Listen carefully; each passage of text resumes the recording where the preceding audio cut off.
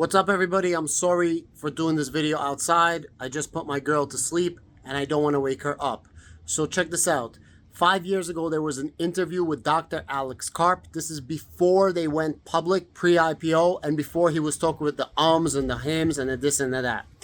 One of the things is he says, wait 5 years to see what's going to happen with our margins. For anybody that doubted him, he was still talking philosophical, but one thing I want you guys to pay attention to, he says the difference between Palantir and the competitors, including Microsoft, is they have data analytics, while we have data integration. And that data integration is what sets Palantir aside and makes Palantir an empire builder.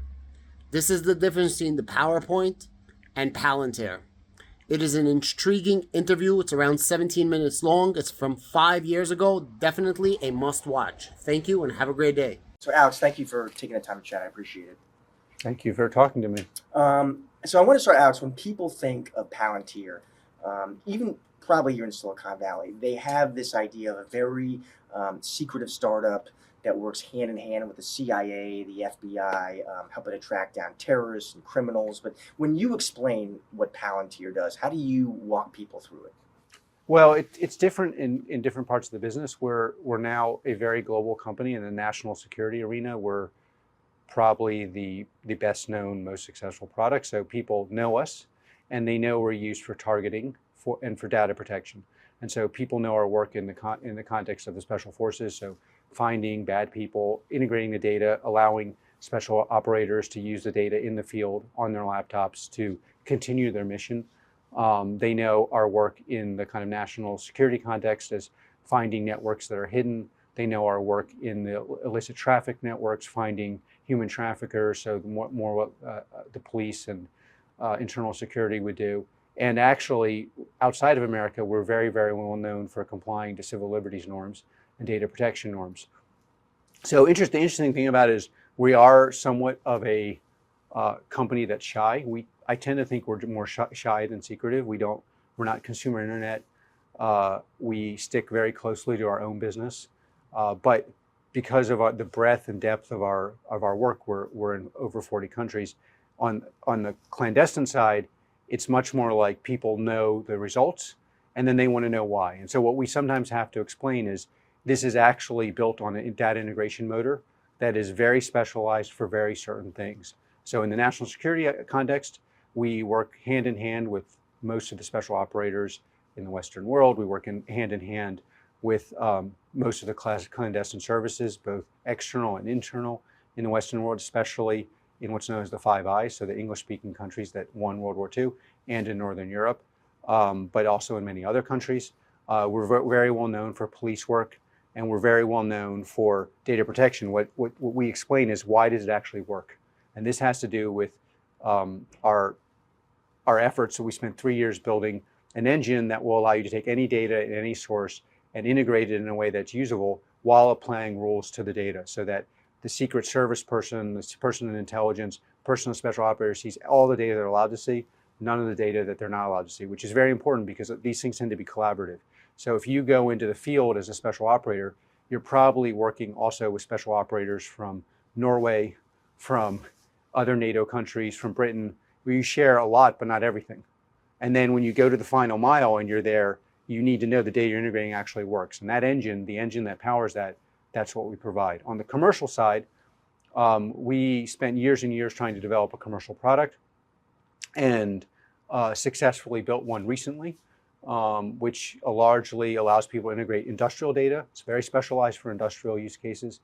Also allows you to do data protection, but the power of it comes from the ability to scale across an enterprise and make workers more valuable.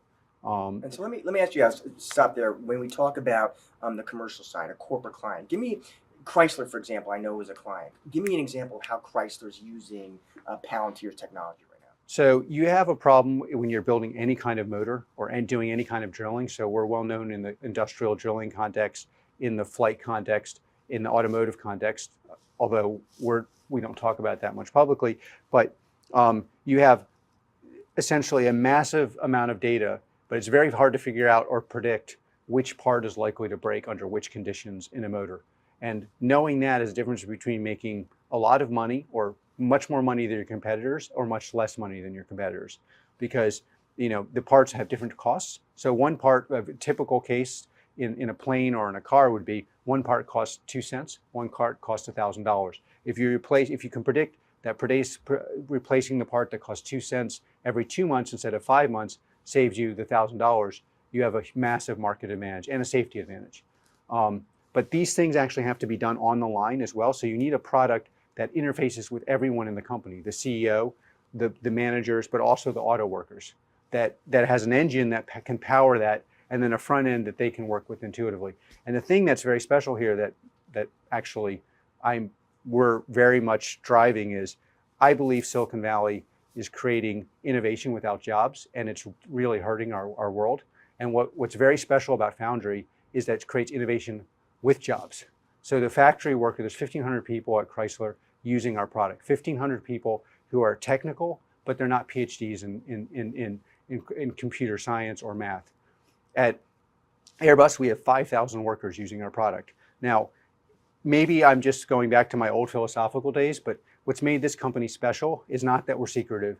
It's not that we're an enterprise software. It's that we've been very focused on fighting terrorism with data protection. And what we're recently now very focused on as well is innovation with jobs. Now, why should we care? Well, because if you don't have jobs, you're not going to have democracy. And I think, obviously we were born in Silicon Valley and we're of Silicon Valley in some ways, but this movement towards innovation with no jobs is really hurting our society. And it's bad for companies, it's bad for our country, it's bad for our partners. And what's made our product successful is when we find a convergence between philosophical, moral, and technical things, and we bring it together. And that's actually been the secret of PG, or our government product. It wasn't about making money. Sure, we're a business. We like making money. It was about how can we make sure the special operator comes home with legs. And that really is motivating. And so on the commercial side, really finding something where workers can use the product. And once the worker starts using the product, they're really valuable. Because the worker on the front line can begin to do something that heretofore that no worker could do. Actually, a computer alone can't do it, because the computer, it's a factorial problem.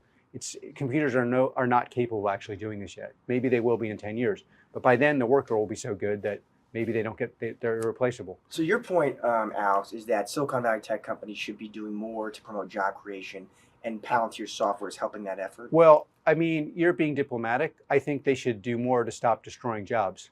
And we're doing innovation with jobs. So if it was just neutral, the cost of a house here is $3 million. The cost of a house in Detroit is $40,000. It's why is that? Because Silicon Valley is eating up, the West Coast of America is eating up every job on the planet. And that's a problem for our society. Now, maybe other companies don't want to be involved in that. That's their choice. Just like many companies don't want to be involved in stopping terrorists. That's their choice. Or protecting data. That's their choice. Our choice as a company is that we want to be involved in this, and we are driving really, really hard on this. And by the way, to your viewers, what's been very interesting is a famous saying in the Valley: ask for money, get advice; ask for advice, get money. The more we focused on these deep philosophical issues, the more we've crushed it as a business. And so the idea is that Palantir software is creating jobs at a Chrysler plant. It's preserving jobs, because once the 1,500 employees are using the software, they're actually doing things that otherwise you'd need a PhD to do. And so you're making them as valuable as the PhD in software. And it scales across the enterprise. So they're more valuable than a single PhD in software, because what they figure out then scales across the enterprise. Once they figure out, okay, well, this part and this part interact in a weird way. If we change that, then everyone in the whole, and in fact, you see this at Airbus as well, where you have these 5,000 people and a myriad of airlines hitting this data stack, which allows them to lower costs and, quite frankly, obviously more important to most of us, increase safety. And do you think, Alex, as CEO of a company, is your responsibility then to also directly hire more people at Palantir? Well, we do that, but our primary responsibility is to let people keep the jobs that they already have. Again, I'm not saying that Palantir can change everyone who's not a software engineer to a software engineer. What I am saying is, if you have a part of the company eating up the whole economy of every other part of the world, including America, including industrial things, and what is the promise to the person on the factory line? Like, why should they believe in what they're doing? And that can be changed, and we are changing it. Now, I also realize most Silicon Valley companies don't care, and nor do they have a corporate responsibility to care. But the interesting thing about Palantir is we only win big where we start from a moral thing. That's what actually motivates us, and that's what allows us to go deep enough on the tech thing to be disruptive.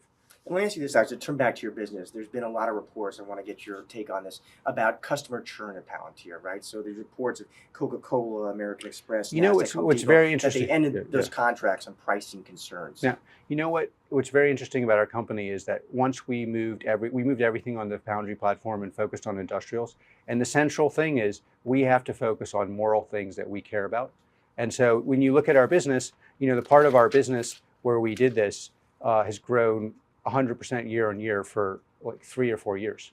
So, and part of getting these things right in the beginning when you're building a product, just like in the US government, took us years and years and years of experimenting with massive data sets. Quite frankly, I'm quite grateful to all the companies we got to experiment with. That's how we built Foundry.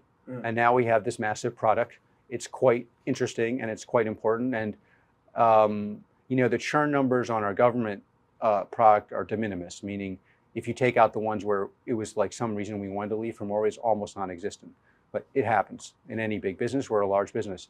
So, and some of that might be our fault. But what's interesting about the Foundry product is we're starting to see that same kind of thing, very sticky and very focused on industrial things and very focused on job creation, and then the workers and the corporate people become our allies. So that this is like a really good phase for us.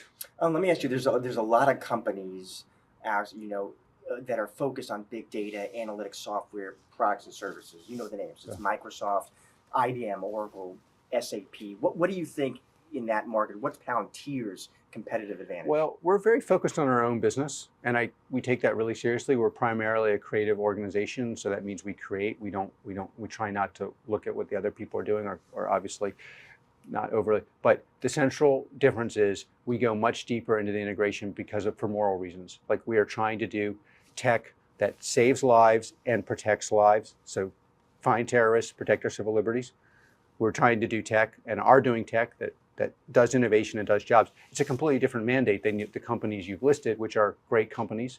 And then on the data integration side, quite frankly, I think people are very different. They're doing analytics, which is different than integration. We provide essentially an analytics stack for free. We're very well known for our products being very robust. Most software comes in 2 flavors.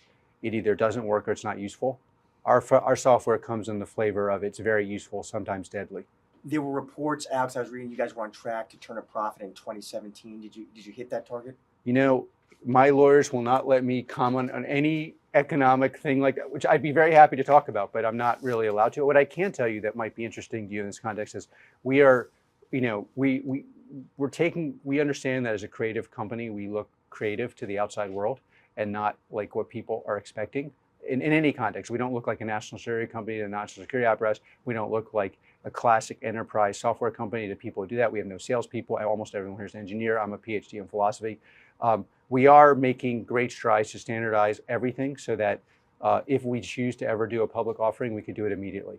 And so in that context, we're making a lot of strides. And at the time we choose to show things, I think people will be pretty surprised at like the quality of the revenue. Do you think, some of those early investors have been patient out? Do you think, does the company now boast the kind of financials that you think would excite and attract public market investors? I think people will be, when we do this, I think people will be very surprised at what they see. And I think they will be positively surprised because we've been quote unquote secretive, people always assume that we're different than what they expect, maybe sometimes positive, maybe sometimes negative.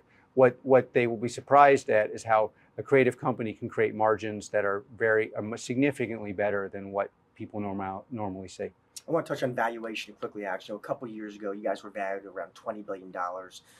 Some of your investors, including BlackRock, though, have been marking the value of Palantir down, not up. What's your take on that? And what do you tell those investors to get them just more excited about the future of the business? Talk to the clients, look what we're doing, look at our track record for delivering. It's interesting. we've been at this for a while, and we've had times where people are really overly excited and under really excited.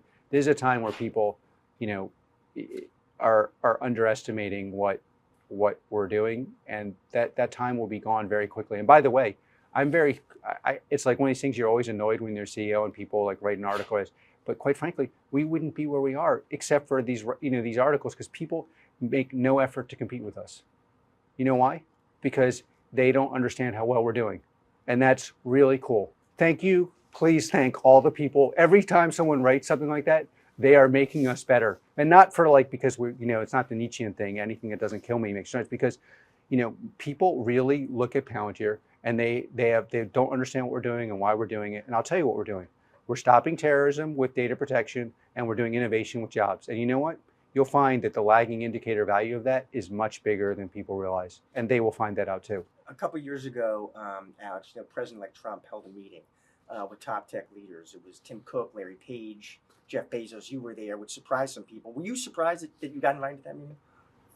I'm surprised when anyone invites me over. I'm just a guy. I'm a guy with a PhD, and most people, when I'm invited, I show up. We're a company that works in the service of more important institutions. I was happy to be invited, honored to be there, glad to show up. Has the Trump administration been good for Palantir's business? We're very focused on our clients. We work with our agencies directly. I haven't seen a great impact on our business, depending on who's president. Did you read Holman Jenkins' piece in the Journal about the Parkland shooting? I only bring it up because I talked to Lisa. It was just interesting about how it brought up Palantir to me. He really thought tech was going to play a role in stopping the next mass shooter. His point being that big data could help pinpoint the next shooter. Did you have strong feelings about that, Alex? Did you agree with that? Because it made me think of, obviously, you guys, the tech you do, whether you thought that thesis was valid. There's a broad statement of tech can help, which is obvious. The single biggest thing that we have to work on in this area, not just in this area, is we need to know what we know, and that is a data integration problem. Now, I'm a representative. I built this company. I care about the company greatly. But first and foremost, like all of us in America, we want this to work, whether it's with Palantir or with another company or with the U.S. government. I don't think any of us actually care. But watching these things happen is really hard for all of us. And the part that I do know something about is that you cannot solve this problem unless the data is integrated in a way that's lawful. And I know for a fact that there are ways to do that. And I hope, and like many of us pray, that we actually get that to work, because it's a tragedy, and quite frankly, disgusting that these things happen.